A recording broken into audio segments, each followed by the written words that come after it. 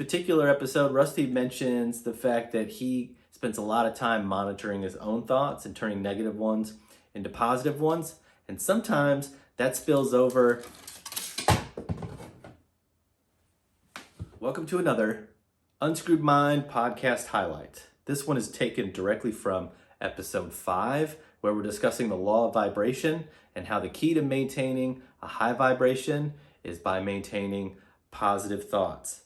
Rusty even talks about how he monitors his own thoughts and turns negative ones into positive ones. And he even says that sometimes he does it for other people, and that can cause some really annoying situations for those around him. And so I'm curious, for those of you out there that are watching this YouTube video, is there anyone in your life that's really spiritual? Is there anyone in your life that is mindful? And do they have a habit that is annoying to you?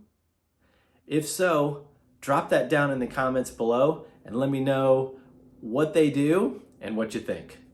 Before we move on to the podcast highlight, I want to give you some tips or tricks that you can use the next time you find yourself in an annoying situation to make sure that you react the way you want to. The first tip would be to take a deep breath. I know I talk about breathing so much that could be annoying to you, but taking a deep breath has a calming effect on the mind. It also gives you the ability to pause for a second or two and make sure that your response is a calculated one and not a rash one, and that just keeps you from being in a position where you have to apologize for something that you didn't really mean later on. Tip number 2, mentally step away from the situation. Does what is annoying you truly impact you? Is it worth using your emotions on? Does reacting make it go away or make it worse? A lot of times the answer is going to be no, so it's best to just let it go. Tip number 3, have a word or phrase to anchor your mind to. A lot of times when you find yourself getting annoyed with a situation and you start to slip away into anger, having a word that you can hang on to and that brings about peaceful emotions is something that will help you get yourself back under control. Words like compassionate, tolerant, calm. You can even turn it into an affirmation or a mantra and tell yourself, I am calm, I am tolerant, until you get your emotions back under control. And then finally, the best thing you can do to make sure that you react properly in every situation is just make sure you're getting your rest.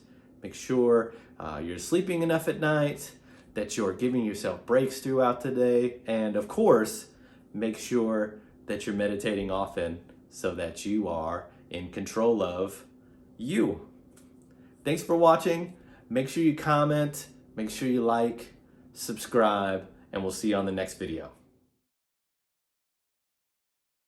When you talk about the law of vibration, Rusty, like how does this factor into like the overall sort of law of attraction? Like knowing that what you want is vibrating out there in the universe somewhere, and knowing that you need to make your vibration sort of match that. Like how do you use that law of attraction to start bringing towards you the things that you want? Yeah, I mean, so to me, every day, I know what my goals are. They're always in the back of my mind. And there's so many things that can come up between you and your goals if you let those things come up.